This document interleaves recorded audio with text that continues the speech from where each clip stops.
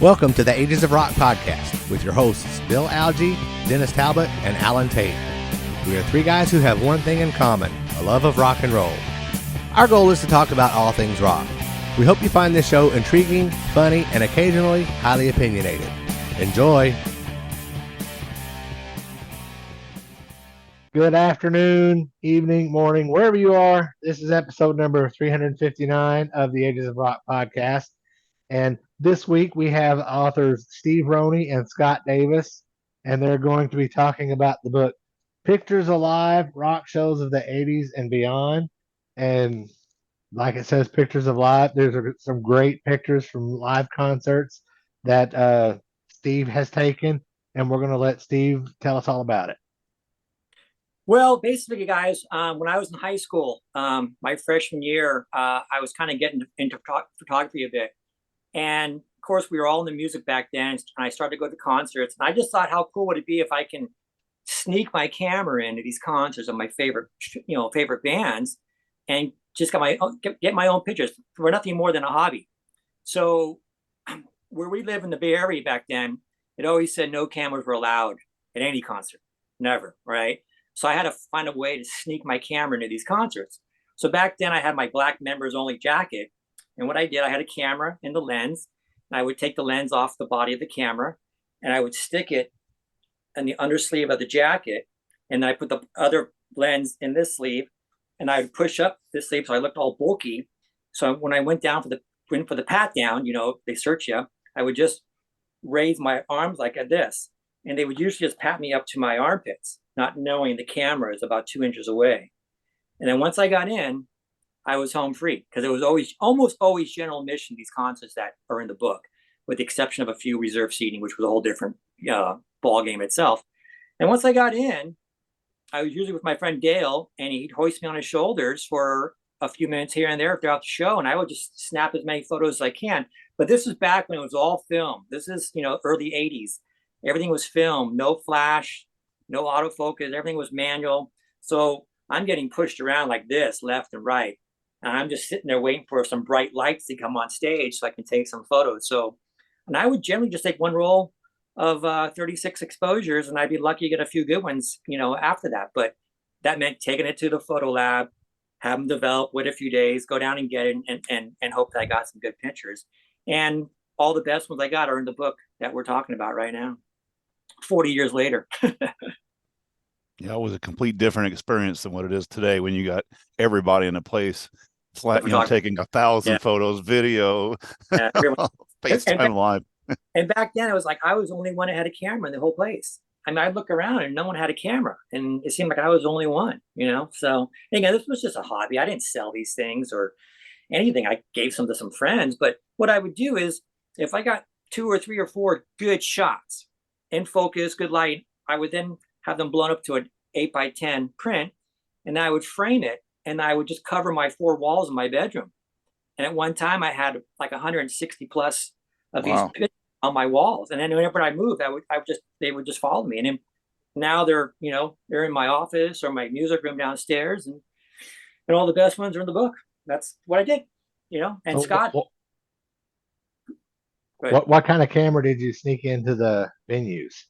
It was just a Pentax K1000. Again, all film, all manual, no autofocus, no nothing, no flash, pretty bare bones, and of course color prints. And I've said before, where I would generally bring 1 roll of film, maybe 2 if it was a special show like Van Halen or Kiss.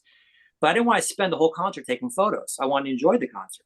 So I'd only take pictures maybe 10 minutes of the whole show, 3 or 4 times. I hop on Dale's shoulders for a minute or 2 and snap a bunch of photos, and that would be it, and hope I got something out of it. A lot of times I didn't, so that's, and Scott knew of my photos, and that's a couple years, 3 years ago, I approached him and said, hey man, what do you think about if we did this book? And he thought, yeah, it sounds great. Let's do it. And it took us 2 years, but that's what we did. Turned out really, really, really good. So was there a concert that you went to that you thought, man, I got some great photos, and then you get home and then you just kick yourself because I mean, like none of them. I mean, it was an absolute wash. Well, I mean, yes and no. I mean, I almost knew at a concert. I'll give you an example: Black Sabbath, 1982, the Mob Rules tour, and I was really excited about this because Dio was in the band. This was the first time I'd be seeing Dio, and I mentioned in the book what this show was like. It was a rowdy crowd, and they had a lot of dark light. So I got maybe 2 or 3 good shots. And so I was a little disappointed. I didn't get more, but I was happy if I got a couple, and they're in the book. And then Judas Priest was another one, 1982, Screaming Frenches tour. Just not a lot of bright lights back then like they do now. And so I struggled with that a lot. If there wasn't bright lights, I wasn't going to get good shots. And then I had to hope they were in focus. So yeah, there was a few of those. And then on the flip side, Van Halen 82 and also 84, I got a lot of good shots. I was very happy with some of the shots I got from those 2 concerts. Van Halen had a lot of bright lights, though. I mean, I remember that. I saw 84 tour, and it was just, yeah, a lot. Oh, yeah, a lot. Yeah, it wasn't a problem. Even in 82, it wasn't a problem with them having a lot of lights. And again, I just had to worry about getting pushed around a lot and hoping that I get some of these things in focus. I got a ton of photos that are out of focus. I could do 4 books of out of focus. But I think you included some cool photos that aren't in focus. I think that are really cool. I mean, that the first one of Ozzy that's a cool picture. The color and that it's a little out of focus, and it just but to me that kind of shows energy. It's pretty cool. Well, Scott and I talked about that. Now it's one of the earlier shows in 81. That was a bare bone show for Ozzy. This is before he really hit it, Yeah. So a lot of light to go on. But he kind of talked to me into putting some of those photos of Randy Rhoads because there's not a lot of Randy Rhoads shots out there. They're grainy because they're dark and there's not a lot of light. So some are focused, but I was really on the fence about putting those in there, but Scott kind of talked me into it. Yeah, I think those are pretty cool. I kind of like those a little bit better, only because some of them, you can see a lot of some of those types of photos, but those ones that are a little out of focus, I think to me it just brings a little something different to the table. So it's cool that you included those. Yeah, even those show something. And Randy's career was so short anyway. There isn't, like you said, there isn't a lot of photos of him. There really isn't. Yeah, I was lucky to see him twice in the same year. Wow. And again, the first one was I think in July of 81.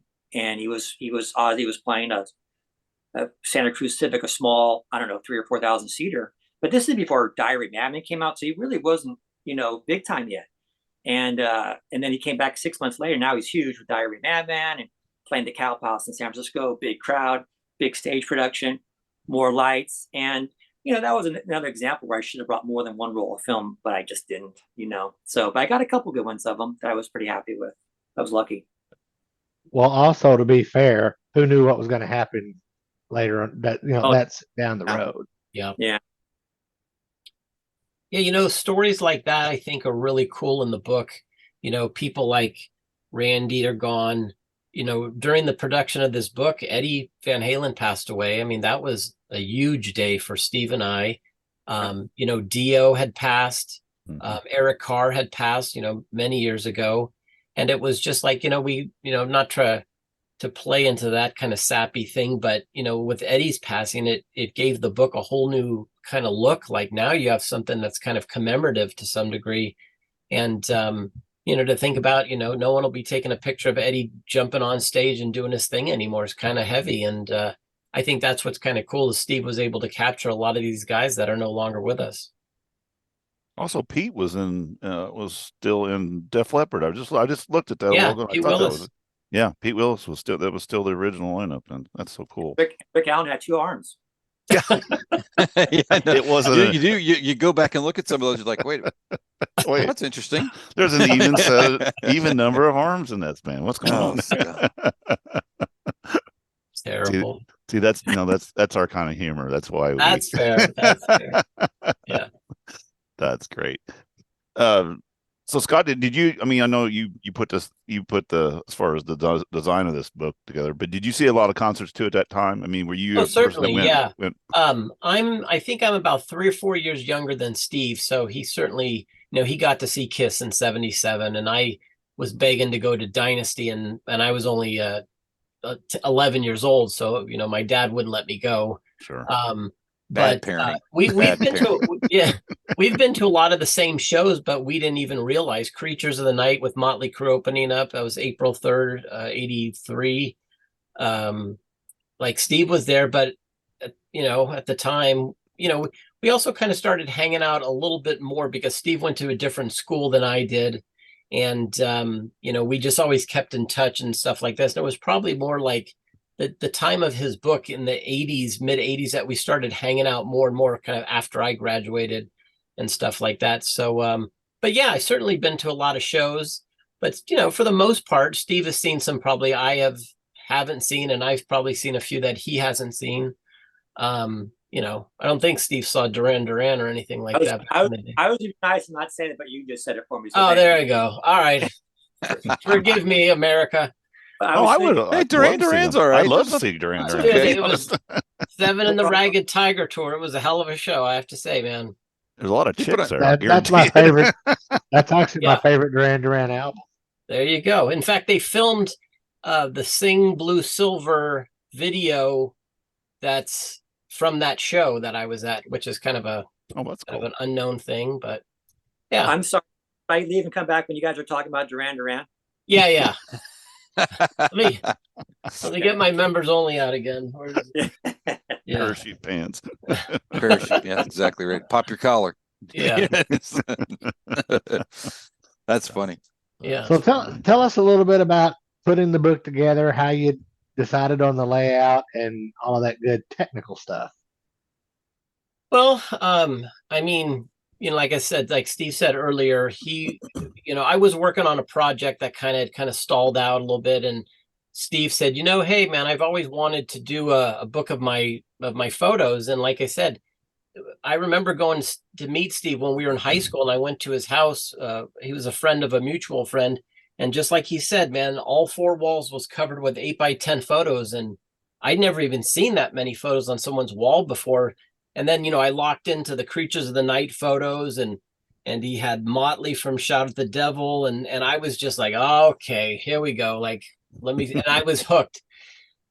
So I always knew Steve was the photo guy and so forth. And like I said, he reached out and said, hey, man, I've always wanted to do this book of my photos. Some of my friends are starting to ask me, oh, whatever happened to those photos of yours and such and such. And it seemed like just like the timing was right. And so, Steve sent me like a CD with all the photos on that. And, and some the scans were not the greatest. And so I had to clean a lot of things up.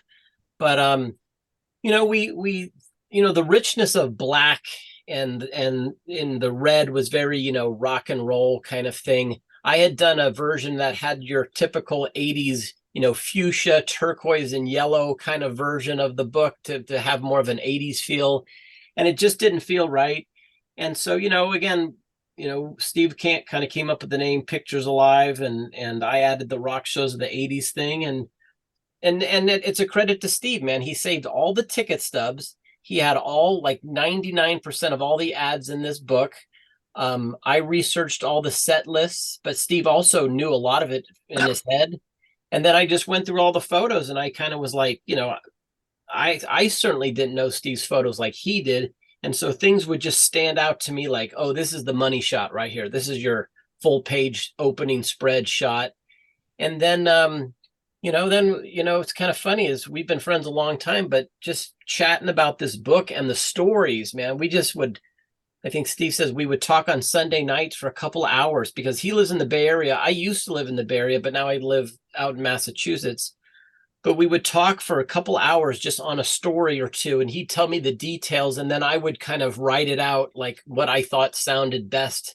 And we would be hysterical laughing at some of these stories and recounting the stuff that Steve went through. And then what you have in your hands is kind of the culmination of all this good times we had. And we didn't have a deadline. We just worked on it as fast or as slow as we wanted to. And we put it all together. And then, and to be honest with you, it's like, I don't know if you guys are familiar with, there's a Kiss book called Kiss Alive Forever. The 2 guys that did that, Kurt and Jeff, I kind of befriended, and they gave me some advice on this printer that a boy.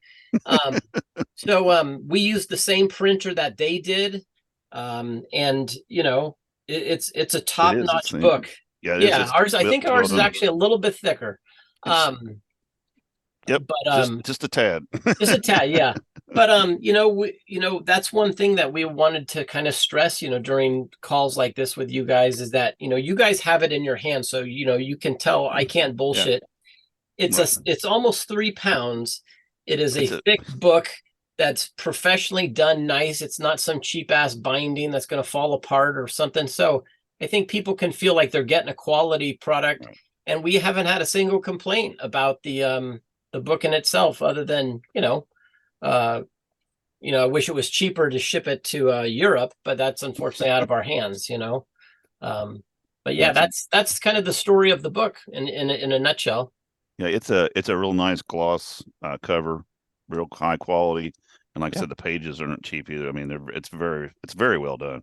Yeah. When I pulled it out of the package, I was like, this is really. And like I said, I like the fact that you got, like I said, every one you got, like you said, you've got your ticket stub, you got your set list, kind of in a lighter color going like that.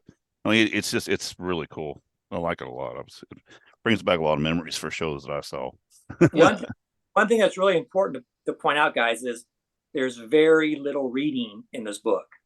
Right. There's over 400 photos in this thing. So there's multiple pictures on every page for the most part. So it's a photo concert book. Not a lot of reading. A little story, a little paragraph for each show, and that's about it. We did that on purpose too. And I do like the ones too. You had a little section there at the back. It was like the before and after concerts where you say caught David Lee Roth driving in his limo and pictures of Eddie and Valerie. That's really cool to see stuff like that. People you got to see backstage. That's really cool. Steve had all that stuff, and I think he was like, okay, here's a picture of me with KK Downing, or a picture of Eddie autographing and there's a picture of Eddie autographing his actual photo. And then, like I said, we would talk about the stories, and I would just be like, some people would kill to meet Eddie Van Halen, or have a few minutes just to shoot the shit with the guy. And so, it's like, it's just cool. I mean, like I said, I think the stories support the pictures really nicely and gives you a nice change from a relatively photo heavy book. And then that little section in the back, I said to Steve, dude, you gotta put this picture of you with KK Downing, because the story is good, and how you met him. Or Eric Carr, he was such a cool guy, and Steve just meets him in the lobby of this hotel, and he's like, oh yeah, man, sit down and they'll take a picture with you. Like, I don't know, kind of opened your eyes to some of these guys. They didn't have big egos like you thought, and they were really cool, and that kind of leaves you with a good fan experience. Correct. Yeah, I think that's the thing that we've at least experienced a little bit of. Having the podcast, we've had some people on that we never didn't think we could ever get, and that kind of stuff, and just had some really cool experiences online, as well as through the Zoom calls or whatever, but also just people we've met that we've been able to meet in person because of it. Just ends up being, they're just what I've learned, and I think what we've all learned, is they're just people. Their jobs just are a lot different than ours are, but for the most part, they're just people. They're dudes or ladies that just kind of do their own thing, and so the realization that the pedestal they're on is one we've put them on, not necessarily that it's one that they necessarily want to be on. Sometimes I'm sure they like to be like to have a normal life, whatever that is, every now and then too. Yeah. So that's been the cool part. But I had my wife over here trolling around looking for this photo, and she found it. But what happened to it? He lost it again. Oh no. Well, while he is looking for the photo, I'm going to ask a question about photos. What was the process you guys used to scan these photos to get the best as you could get it? Well, Steve gave me a CD with some scans that he had done. I don't know exactly, the pictures in essence were like 300 DPI at, kind of 8.5 by 11 in a nutshell. Some of them were worse, and I had to kind of clean things up and stuff like that, but they were just typical scans. I think, if I had the negatives with me personally, I think we would have to kind of go through them a little bit better, maybe clean them up a little bit more. But, Steve just had it on disc, gave it to me, said I had these done a while ago, and it was good enough for the book. You know what I mean? Like, I don't know if he scanned them at, 1200 DPI. I know he didn't. I don't know how much of a difference that makes with just like a 35 millimeter slide, but, right, Steve? I mean, I'm not missing anything, Steve, right? No, I just took it to, a place who developed a lot of my photos over the years, and they just transferred. I gave them all the negatives, and they just put it on a disc, just so I got it. So I had a digitized, you know what I mean? So it was in case something happened to the negatives, I had a backup, and at that time it was on a disc that I sent you. So that's what it was, pretty much straightforward, That's getting them off of the negatives that way really is the best way to do it. So, and we're looking at the pictures, the quality, you can tell that there was effort put into good quality scans, or however they turn a negative into a 300 DPI photo. Yeah. I mean, sometimes I'd have to, maybe add a little black in the corners or something like that. Sometimes the edge of a photo gets, that orangey type of like, the emulsion kind of goes south and something weird like that. So I'd clean up little things like that. But I mean, but those are Steve's pictures. I mean, yeah, I've maybe lightened a few of them up and things like that, but you tip your hat to Steve. I'm glad that, we talked about some of those blurry ones, because, Steve talks about that in the book too. It's not like we're trying to hide the issue. When you were in a small club with no flash, like he said, he didn't want to bring a flash because that was one more thing that he could get busted sneaking in. So he just waited for those moments. And like he said, the 81 show with Randy and Ozzy, I mean, there was like a red light on Ozzy and then like a blue light on Randy, and it seemed like, maybe you get fancy and get a purple light of a combo of the two, but it was like, that's it. So, you got a red Randy Rhodes and a, maybe a white spotlight on him if you're lucky. And that's when he got the picture, and it just is what it is. But, they tell that story, you know what I mean? If it's a little grainy, that's because, man, he was down in the dark of all things. So, And I was on the fence about, putting those in, but Scott goes, no, we got to do it. I said, No, I have to. like everything to be, in focus, of course. But I realized, it was early on when I was doing this. It was probably the second or third time I took photos. And again, I knew it was a dark setting, and, and I had one roll of film, and I just hoped for the best. But there wasn't any bright lights at all, none. So again, and it's Randy Rhodes. So like I said, there's not a lot of out there. But 6 months later, when I saw him again, more lights, better shots, but we had to put him in there because it's him, and people have commented on him. So that's good. That was a little concern at first, but not anymore. I noticed a lot of those shows where it was the Cow Palace. How large of a facility is that place?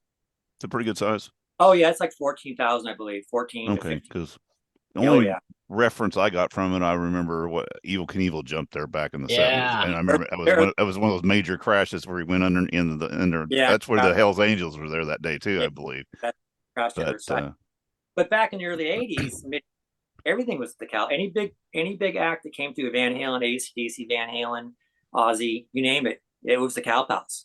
And where we went, And Cow Palace is in San Francisco. It's technically in Daly City if you want to get technical, but it is as close to San Francisco as you can get. And I think, Oakland was a big market, but certainly not as big as San Francisco. So the Cow Palace, like Steve said, would be your only option unless you were downtown in some of the bigger, smaller like theaters, like the Warfield, like Steve said, San Jose Civic. Another thing, the Cow Palace was kind of famous. I mean, Steve and I are kind of Kiss junkies, number one. But Elvis died when Kiss played the Cow Palace, August 16th, 1977. And I guess the story goes Kiss designated Rock and Roll All Night to Elvis. And Ace claims he cried that day. That's another little side note. But that's another thing that some people know the Cow Palace for. And it's just kind of a weird name, too, because they had so many rodeos and stuff there. Right.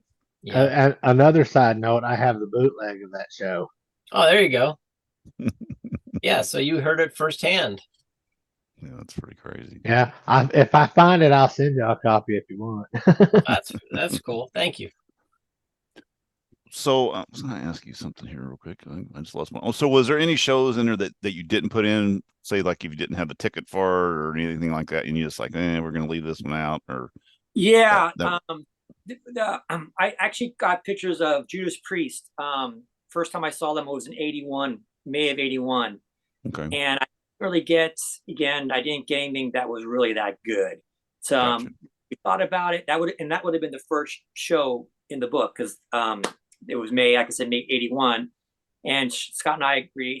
He had the photos. We agreed, and it said really that was really that great. So we passed on it. And there's a couple where I caught. There was a couple that I got caught. I did get actually caught in line sneaking my camera in that I didn't get photos that particular show. But that only happened maybe once or twice. I was pretty lucky to get them in. I maybe did this, I don't know, maybe 50, 60 times, And but the best ones are in the book by far, And these were my favorites back then. That's why there's multiple Dio shows or Van Halen shows or AC/DC shows. And then by 86, I was kind of done. After I saw David Lee Roth on his solo tour, the Even Smile tour, I wanted to get that because he had a good band. After I got that, I was done. I had all my, but 10 years later, when Kiss is going to, do the reunion show, I go, oh, I don't have the original Kiss. So I was really fired up to try to get that. And I was lucky enough to get that. So there was a 10-year gap. People ask, why is there a 10-year gap? That's why. Right. And then it ends with Kiss in 2000, where I got some really good shows. I saw them 3 times on that tour. I got some really good shows, really good shots of of the shows. And then I was done. Yeah, but those last ones were really good. Those last ones. Was it still part of the reunion tour, or was that the first farewell? The first farewell. Okay, gotcha. Yeah. Farewell Part 1. Yeah. And I had no problem with lighting on those shows, boy. I didn't have one dark photo out of every shot I took. Oh, yeah. Light, it was great. Major but lights. The difference at those shows, where I'll tell you the difference with those, I saw Kiss 3 times in 2000. Saw them in Oakland, I saw them in Reno, and I saw them in Mountain View. By now, everything's reserved seating. So it's much more difficult to take photos because you got security all around you. You're not bunched in like you're in a sardine can like in the early 80s, right?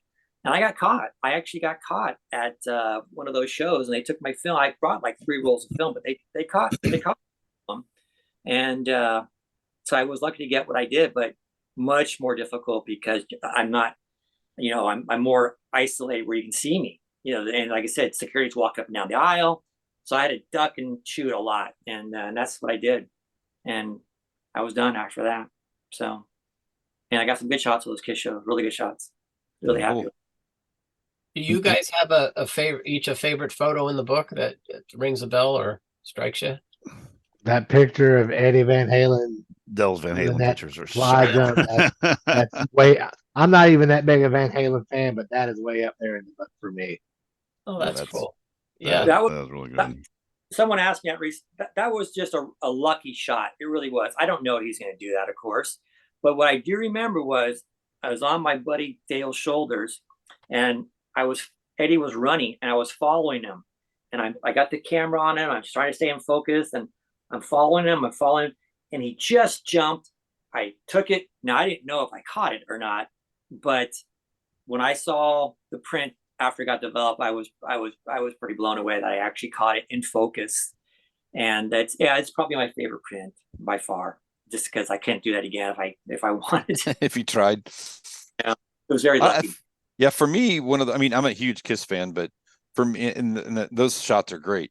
For me, one of my favorite one is the Randy Rhoads with the polka dot guitar, with a V, flying V. It's just a tiny bit out of focus. It's just got, like I said, that picture to me just has a ton of energy in it. And there you're talking about. He's just squeal. Oh yeah, he's that's sharp. Just too. Squealing that solo, and it's just awesome.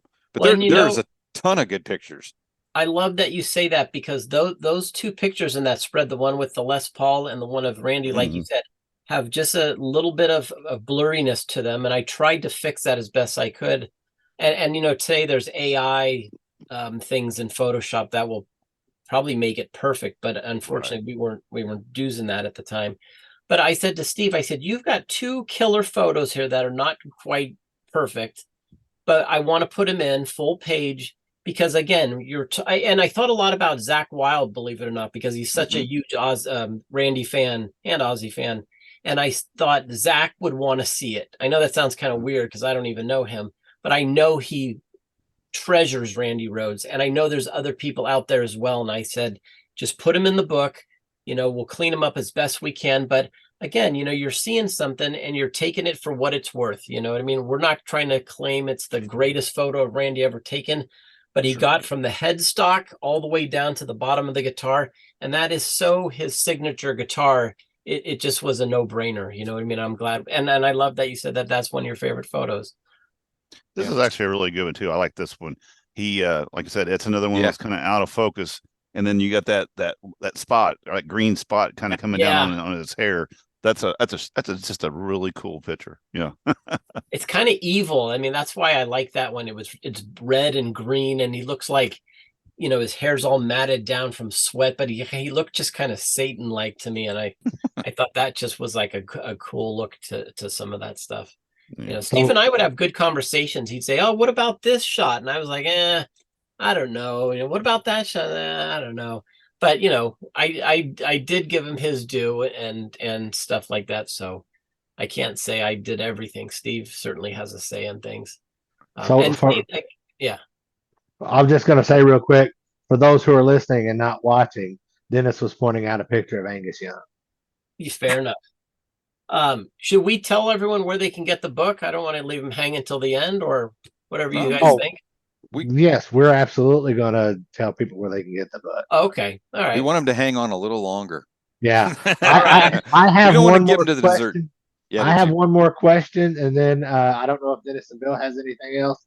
But my last question, when you guys were putting this book together, finding the printer or whatever, did you run into any obstacles that maybe caught you off guard? Well, so like I said, I'm in north of Boston area. The printing was in Nashville, and Steve and I talked about, like for example, the guys in Kiss Alive Forever, they bought some distribution from Nashville area where a company took the books and distributed them for them. So they got orders in and just forwarded it to the distributor, and they sent them out. So they didn't have to be so hands-on. I said to Steve, I just wanted to have a little more control over it. So I said to him, I've got a good sized basement. I said, I can have it shipped to me from Nashville up here. And so it came on, 2 giant pallets of boxes, more than I kind of imagined what, 1,000 books would be. And my wife was kind of like, where are you putting all that stuff? Typical. And so that was the only really eye-opening thing. And I think that the shipping from Nashville was, I don't know. I don't remember exactly, Steve, like $700 or something like that. $700. Yeah, I think so. Yeah. But that was the only thing. And then the other funny thing is UPS, it was a UPS truck freight that delivered it. And the guy said to me, he just out of curiosity, what are all these boxes? And I said, well, my friend, this is our first book. And I said, would you like to be the first person to see it? And he was like, yeah, man, that sounds cool. He didn't even know what it was. And I cut it open and I pull out the first book and I'm showing it to him, and he's pretty jacked and all this stuff. But what I didn't realize was, when you print a run of books, you sometimes pay for a 10% overage or underage. So if you ask for 1,000 books, you may get 900, you may get 1,100. We ended up getting, I think, 1,092 to be specific. But the first book that I pulled out of the box was probably the last or first of the run, because the coloring wasn't as vibrant. In fact, it looked a little muddy. And in fact, later when I called Steve, I said, dude, I'll be honest with you, like, this doesn't look as good as I thought. I mean, I was kind of very devastated to a degree. And then I pulled out the next one and I was like, oh, wait a second. And you can see it's like night and day. So for some reason, I got like one copy that was a little bit off. that was a little surprising, a little nerve-wracking at first, but the rest are all perfect, so no big deal. But I still have the dark copy. We'll call it the Sabbath copy or something like that. Sell it on eBay or something. But anyways, yeah, that's the only thing that really came about that was strange. But I just touched upon something I think your fans should know, or your listeners, is that we did print literally 1,000 of these things. We did get a few more, and we would send them out to good folk like yourself just to say thanks for your podcasts and having us on for like promotional purposes. But that's it. We're not, that we've sold, I think now, Steve, right? Over 650, something like that.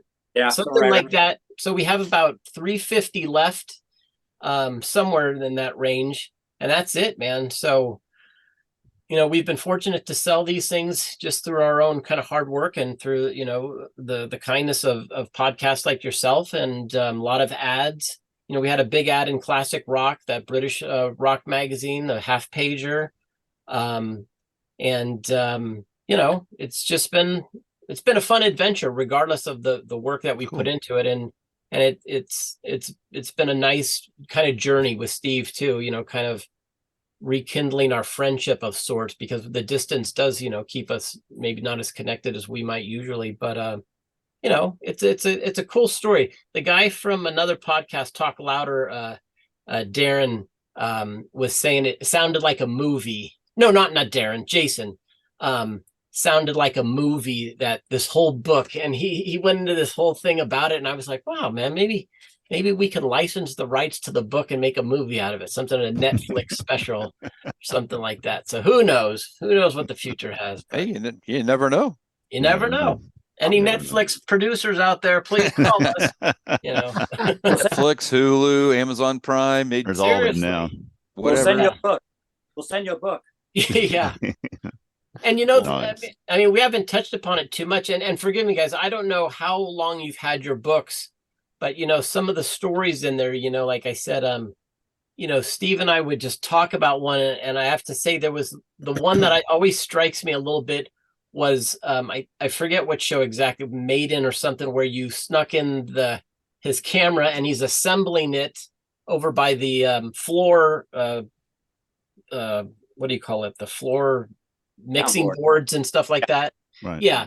And the guy shines his flashlight on Steve, like security, and Steve has the quick thoughts to hold it up to his eyeball like it's a telescope so he can see the concert, like he's got some kind of eye problem. And the guy looks at him weird and goes like, man, whatever, and then leaves. And I thought, shit, man, like it was just quick thinking that saved his ass, because boom, that could have been confiscated. But the fact that the guy believed it was a telescope, it's only about this long. It's like a zoom lens kind of thing. And it's like, Jesus, this guy's eyes might be so bad he needs a freaking giant magnifying glass or something to see the show, but what have you. He's probably really high or something. He just like, I don't know what that is. Yeah, maybe so. All right, so I found this picture. So I took this on an Instamatic camera. Oh yeah, in 1979. 110 film, yeah. Oh, Alice Cooper, right? So it's Alice Cooper from the Inside Out tour. There you go. Or from the Inside tour, whichever one. Yeah, looking really unhealthy. Oh my God. Yeah, well, yeah. You look pretty close there to the stage. Yeah, I must have snuck down there because I went with my mom, who was had some rules. Yeah, but that was the second show I ever went to.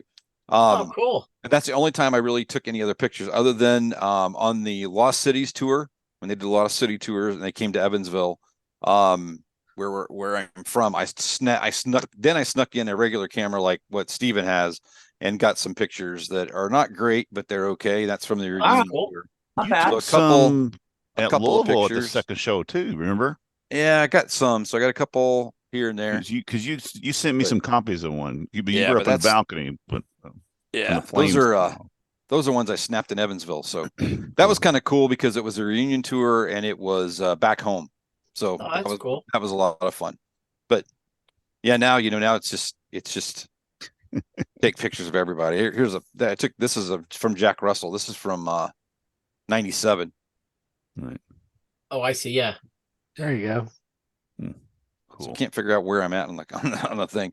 But yeah, it's cool. And now, you have your camera, you can take all these pictures and stuff like that. Now it's like, yeah, okay, take a couple of them, they all start looking the same after a while. You're kind of like, Yeah. Or you see everyone else and 10,000 other people with their cameras up filming it, and you're like, I'll just watch it on YouTube. I don't need to. Yeah, exactly. But I did the same thing Steve did. I put the body of the camera, had the body of the camera, I think, in the back of my pants, and I had the lens in my shoe. It's kind of like, it was all this wacky. When I got in, I started putting it all together, and I wish I would have had it though. At the in Evansville is when Vinnie Vincent got fired. Oh, last night, and Dennis and I were right there. And I'd have loved to have had a camera that night because it was obvious that there was something seriously bad. Bad wrong. To that point, did that tour end because he got let go? So that was the last show. That was the last night. That was the last date on the show.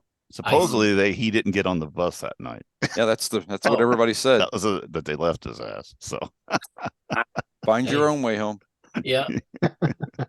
Or like Lindsey Buckingham said, you can go your own way. Yeah, exactly. Dennis, guys, what's that? I'm sorry. Oh, go ahead, Dennis. No, I was just going to say that, man. Like I said, if you haven't got this book, you need to get it, and they're going to tell you how to get it. Yep. But I tell you what, you guys you knocked it out of the park. Really, really good book. Yeah, I'll say, we have a website. It's called picturesalive.net. That's where you can get the book. It's $29.95, and it's only $6 for shipping in the U.S. Canada, I think, is like $19.50, something like that. And I'll say this, complete honesty, we don't make any money on the shipping. It's unfortunate that if some guy we had a guy in Slovakia, believe it or not, who just got the book. It took 2 months to get to the guy, and it cost him like $40, which was more than the book itself. But he wanted it so bad, and he just sent us really an incredible email on how jacked he was to have this book. He said he grew up basically seeing shows through magazines. He didn't get to see Motley Crue and Kiss and Van Halen. Nobody plays Czechoslovakia too much. And he just loves American metal. And he said, you guys were so fortunate. And this book was like a life preserver of sort. It helped him kind of relive all this stuff that he missed in his youth. And anyways, I think, like I said, you can get it at picturesalive.net. It is available on Amazon as well. We have certain copies on eBay. And again, it's, 300 pages, 3 pounds, professionally printed. It's got, the ads from the old things inside. We got ticket stubs loaded with, photos of your favorites. And I think it's, well worth the money. And like I said, we have just a couple hundred left. We will ship anywhere overseas. If you go to picturesalive.net, you put it in your cart, tell you where you live, it'll tell you how much it is. And the truth is, however much it's telling you is how much we're paying to do that. We're not, like I said, we're not adding $5 or $10 or whatever.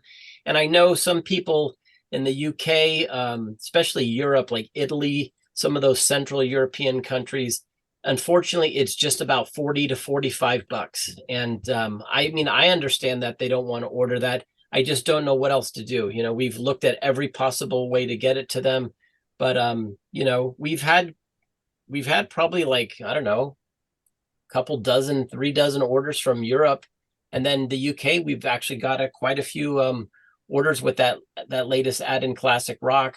It's only about $20 to Europe. I mean to the UK.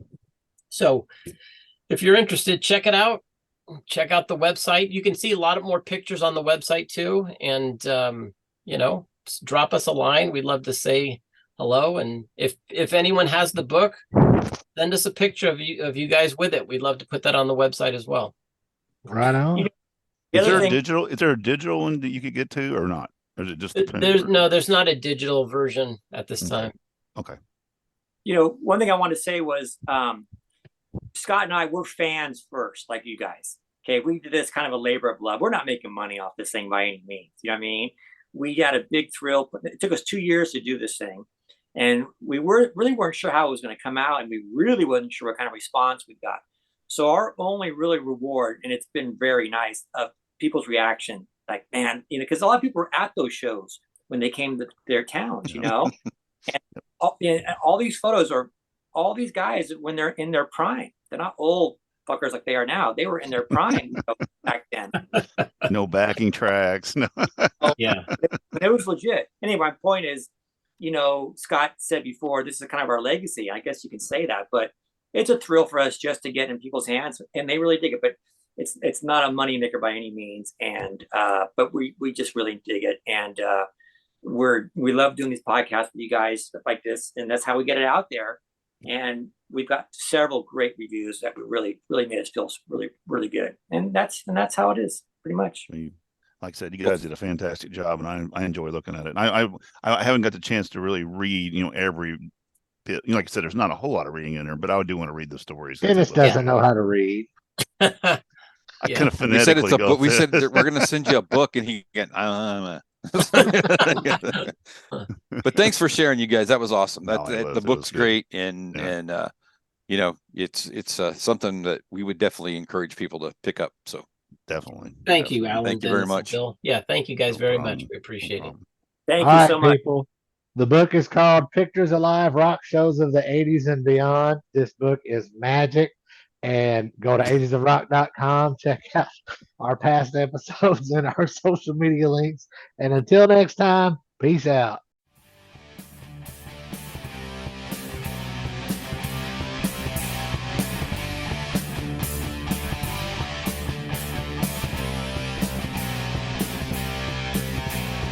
Thanks for listening to the Ages of Rock podcast. If you haven't done so already, be sure to subscribe to our YouTube channel, like us on Facebook, and most importantly, tell all your friends. Remember, you're never too old to rock. Until the next episode, peace out, folks.